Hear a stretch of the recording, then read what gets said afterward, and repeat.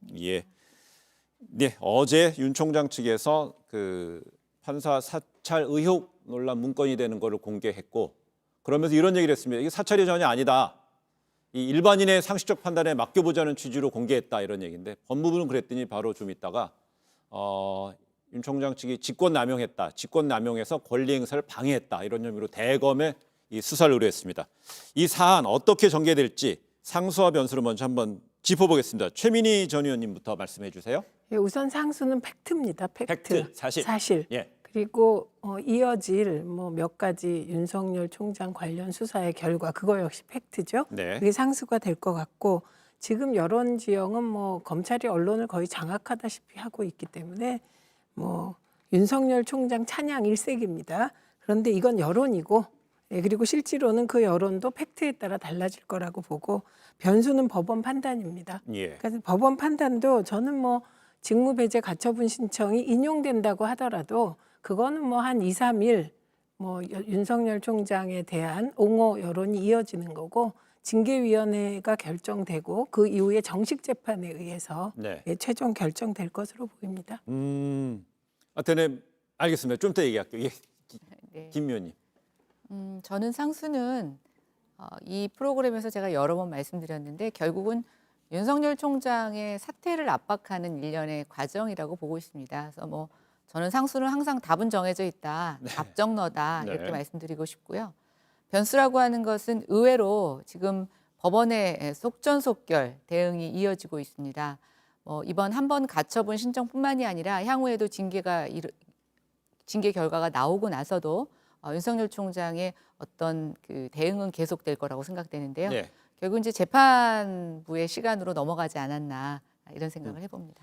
그 시청자 여러분들 11월 2일 다음 달 12월 2일 날 윤 총장이 그 신청한 그 집행정지 신청에 대한 게 있고요. 또 그 이후에 이제 본안 소송이 있는데 조금 전에 이 관련돼서 행정법원이 행정사부에 사건을 배당했다고 그랬는데요. 이 바로 사건 행정사부가 바로 월요일 날 이 집행정지 신청건을 다룬다고 합니다. 그러니까 지금 검찰 징계위원회보다 이틀 앞서서 먼저 하는 거예요. 네, 일단 법원이 이게 어떤 배기 되게 빨라요. 예, 법원이 그동안에는 예. 이런 사안에 대해서 징계위원회가 끝나고 정식 재판으로 가라는 식으로 하지 않겠냐, 이런 식의 태도를 일부 보였어요. 근데 이번에는 확실하게 빨리 판단하겠다는 것으로 예. 보입니다. 이게 그러면 김연아 의원님 빨리 판단하는데 여기서 만약에 직무 배제된 거 효력을 그냥 인용해 버리면 계속 총장 직무 배제되는 거지만 만약에 어떻게 되는 거예요?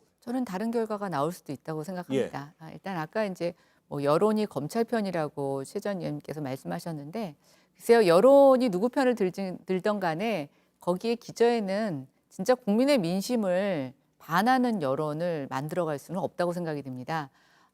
갤럽의 여론조사에서도 지금 문 대통령의 지지율이 굉장히 나쁘게 나왔는데요. 네. 저는 최근에 그 추 장관님의 이런 윤석열 총장에 대한 징계 처분과 관련해서 국민뿐만이 아니라 또 전직 검찰 관계자들 또 검증 내부에서도 어떤 누구 편을 들어서가 아니라 이것은 절차적으로도 정당하지 않다라는 이 제기를 많이 하고 네. 있습니다. 제가 좀 의아하게 최근에 생각했던 건 뭐냐면 추미애 장관 아들 사건과 관련됐을 때 여권 인사들이 굉장히 입에 달고 다니던 문장 하나가 있습니다. 네. 검증되지 않은 의혹을 무차별로 폭로한다는 거죠.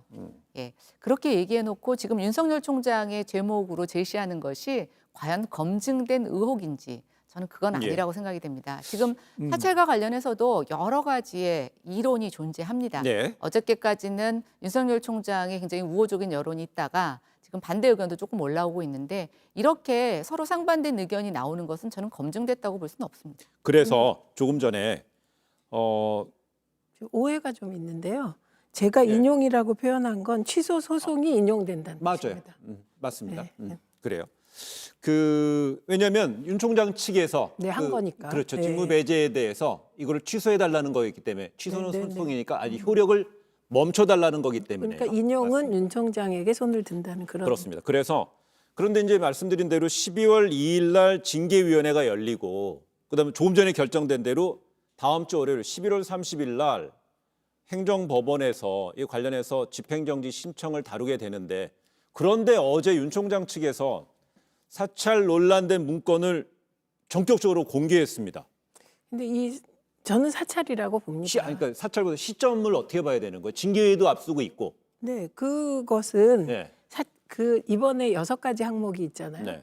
그런데 그 나머지 부분들은 다 거의 나왔던 거고 나오지 않았던 게 2개 있습니다. 네. 하나가 바로 요 판사 사찰 주장 부분이죠, 법무부에. 그리고 또 하나는 한명숙 총리 사건과 관련한 검사들 감사할 때 그 네. 민원 서류를 사본인데 원본처럼 속여서 네. 사건이 이첩된 것 같다. 이 2개가 저는 제일 문제라고 생각을 해요. 그런데 이 판사 사찰이 더 핵심이죠. 이건 예. 보편적인 거니까.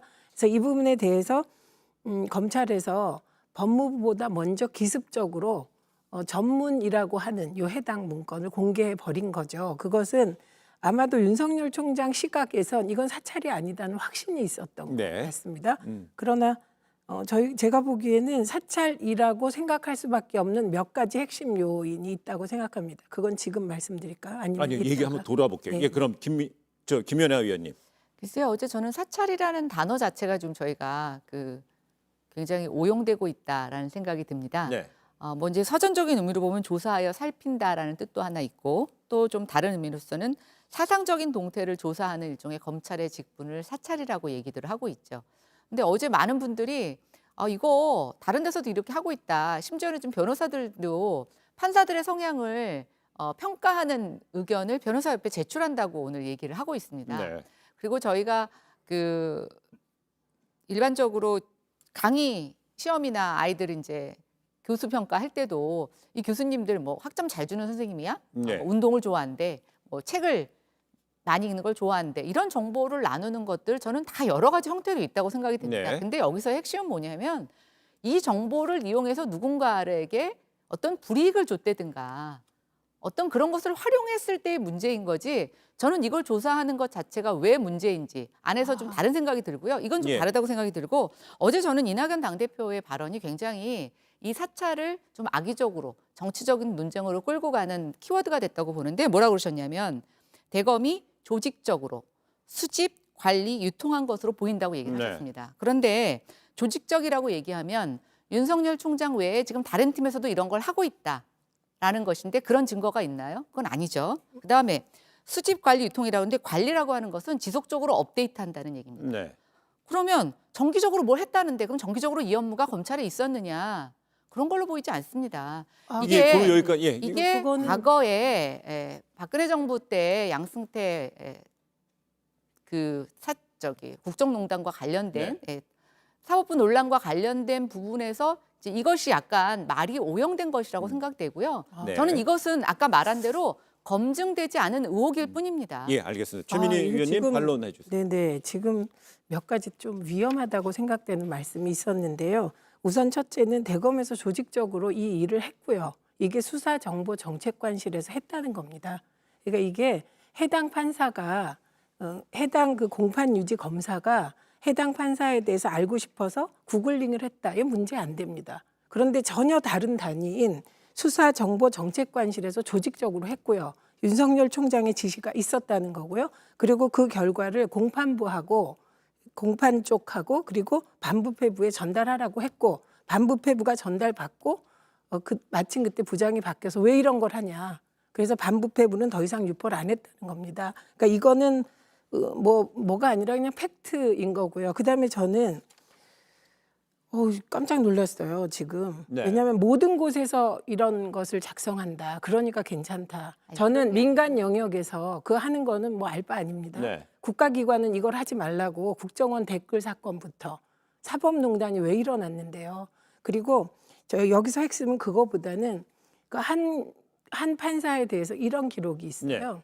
이 사람은 2016년에 무리야기 판사 리스트에 들어가 있다. 그런데 2015년에 술을 먹고 그 다음날 자기 재판에 안 나왔다. 가로하고 언론에 보도됐다. 이런 네. 부분이 있어요. 언론 보도 찾아보면 그런 보도 없습니다.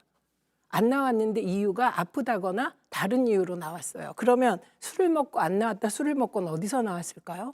탐문하고 뒷조사했다는 거잖아요. 그러니까 공판을 유지하는데 왜 이 사람이 술을 먹고 안 나온 얘기가 왜 그게 필요합니까? 그래서 예. 이런 거를 하지 말라는 거고. 그러면 저 얘기하겠습니다. 대검찰청에 있는 그 수사정보정책관실은 공공기관 내 또 핵심적인 부서잖아요. 핵심이든 뭐 부핵이든 하여튼 기관이잖아요. 그럼 거기서 생성된 문서가 만약에 상부에 보고가 되고 그게 또 그 업무 상황으로 이렇게 전달이 됐습니다. 그럼 이거는 어때요? 그 조직적이라고 볼 수 있지 말씀드리는 않나요? 겁니다. 이 대검찰청의 이런 문건이 일종의 재판에 이해관계가 있는 사람들을 제척하기 위한 참고 자료로도 쓰고 있다는 겁니다. 네. 그러면 이게 지금 변호사협회에서도 판사에 대해서 어떤 그런 재판에 뭐 기소를 유지하기든 재판은 변론을 하기 위해든 이런 정보들을 보내는 것들을 하고 있다는 거거든요. 아니, 제가 변호사- 말씀드리는 건 아니요. 예. 제가 오늘 아침에 확인했습니다. 그래서 아니. 저는 이 내용 자체가 아까 말한 대로 이걸 갖고 누구에게 불이익을 행하거나 어떤 강압적 행동을 한다라고 하면 그렇게 나쁘게 사용된다라고 하면 이것은 굉장히 나쁜 일이지요. 예. 그러나 사실은 기소 유지를 위해서 이렇게 한 행동 자체가 저는 또 어제 많은 그 변호사들이나 법조인들이 얘기를 하고 있습니다. 이게 정말 개인정보이냐. 아까 전 최미연 의원님이 얘기하신 것은 모르겠습니다. 어제 발표됐는데 언제 그렇게 찾아보셨는지 모르겠지만 저는 그 내용은 파악하지는 아니 못했습니다. 여기 나와 있습니다. 다 네, 문건에. 그래서 네. 그 정리하면 그 언론 보도에 없다는 것이고 아니 왔더니 언론 김연아의 보도에 있는데 술을 먹고가 없다고. 술을 먹고는 예, 없다. 저는 못 찾았습니다. 그런 것까지 예, 찾아보셨다는 그래요? 거에 대해서 저는 뭐 굉장히 놀랍게 생각합니다. 네. 저는 어제 나온 걸 갖고 그렇게 살펴보지는 못했는데요. 윤석열 총장이 그 들이댄 문건과 지금 이제 법무부에서 들이댄 문건하고 뭐 거의 대동소이합니다. 근데 이제 위에 보고했느냐 안 보고했느냐 하는 가로 문자만 지금 빠져 있고라고 한데 저는 그러면 왜 여태까지 이거 가만히 있다가 지금 문제 제기를 하는지 모르겠습니다. 아니 잠깐만요. 예. 그 우선 변호사협회는 예를 드시면 안 돼요. 민간 단체잖아요. 그러니까 그런 단체에 대해서 지금 얘기하는 게 아니에요. 이거는 제가 사법부와 그걸 행정부 정리할게요. 사이의 그래, 문제라는 그럼 만약에 거예요. 흔히 말해서 이제 법조 3륜이라고 그러잖아요. 네. 검사, 판사, 변호사인데 판사는 당연히 사법부고요. 그렇죠? 네. 검사는 이제 행정부고, 근데 변호사는 조금 전에 말씀하신 민간 민간 영역이에요. 민간 그러니까- 이제 이익단체라는 거예요. 네, 제가 하고자 하는 말은 그러니까 저는 세평이라는 거 작성했다는 거 인정했잖아요.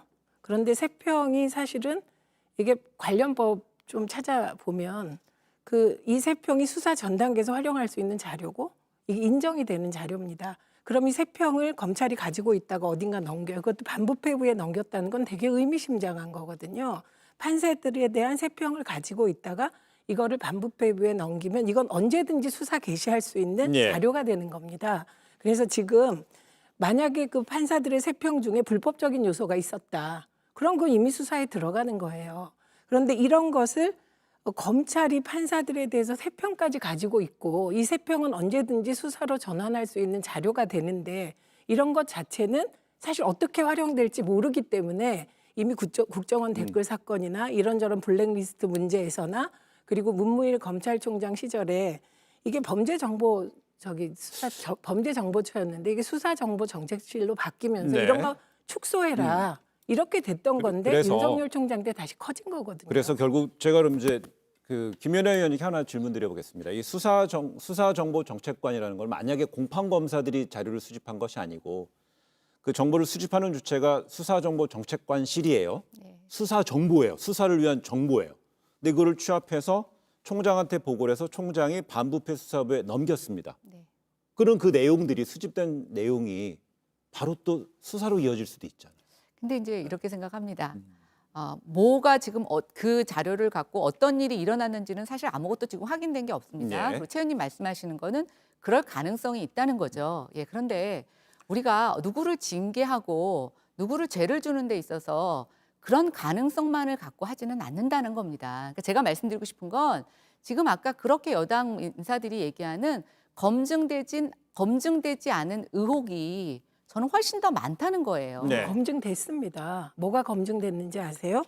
예를 들면 수사정보정책관실의 성모 검사는 이런 일을 할 자격이 없어요. 권한이. 그런데 한 겁니다. 왜냐하면 공판 유지를 위해서 뭐 정보를 어떻게 한다 그런데 판사의 개인 신상 정보까지 할 수 있는 권한이 그에게 없어요. 이거부터 잘못된 거거든요. 지금 얘기가 되고 있는 게 인터넷에서 구글링만 하면 누구든지 볼 수 있는 그럼 제가 정보라는 거꾸로 거잖아요. 여쭤볼게요. 인터넷에서 구글링하는 정도를 하기 위하여 수사정보정책관실을 왜 둡니까? 그거는 초등학생들도 하는 건데 검사들이 얼마나 할 일이 없으면 인터넷 구글링한 자료를 검사장, 그러니까 검찰총장한테까지 올립니까? 그건 아니고 예를 들면 김땡땡 판사가 어떤 차장 검사의 처제다. 이게 왜 필요합니까? 공소 유지하는데. 그게 왜 필요한지 한번 얘기해 봐 주세요. 뭐 그건 제가 작성한 아니 그러니까 문제가 옹호하시니까 아니라서. 아니요, 지금 저는 옹호가 말씀드리는데 아니라 이건 신상 정보예요. 가족 관계잖아요.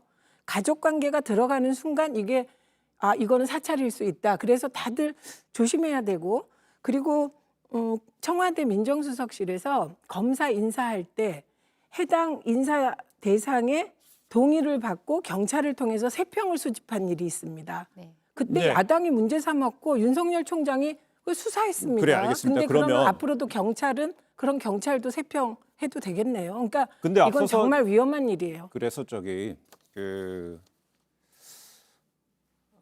결국은 그 수사 어려운 법률 용어 뭐 검찰 내 조직 이름이 계속 나옵니다만 수사정보정책관실은 그럼 그 안에서 적법한 범위 안에서 정보를 수집했느냐, 네. 적법성 여부가 문제가 될 것 같고요.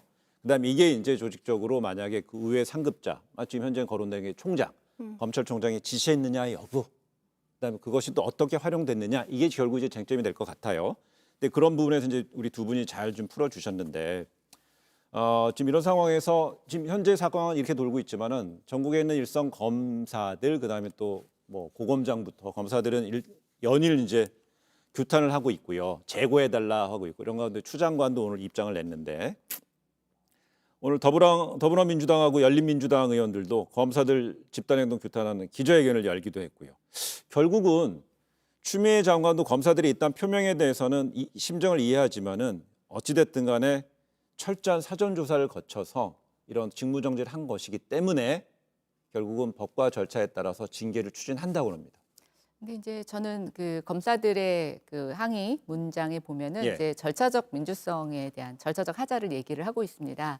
일단 문제 제기를 했을 때 저는 본인에게 한번 확인하는 과정이 필요하다고 생각이 되고 저희 지난주에 얘기했을 때 이제 검찰총장을 방문했을 때 만나주지 않았다. 근데 이제 대검의 입장은 서면으로 대답하겠다라고 했는데 그걸 무시하고 지금 온 거란 말입니다. 그럼 저는 이렇게 생각해요. 이렇게 확실했더라면 오히려 절차적 민주적인 문제 제기를 하지 않을 만큼 좀 더 기다려 할 수 있지 않았을까. 그런데 그걸 한 번, 두 번 갔다가 허탕치고 나서 지금 바로 징계로 네. 한 거에 대해서는 저는 조금 이해가 되지 않습니다. 네, 추 장관님이. 그런 네. 부분에 대해서는 바로 이제 날짜도 정해져 있죠. 길이 정해져 있는 11월 30일 행정법원에서 11월 2일 그 징계위원회에 앞서서 이루어지기 때문에 한번 그걸 법원은 어떻게 판단하는지 네. 한번 지켜보도록 하겠고요.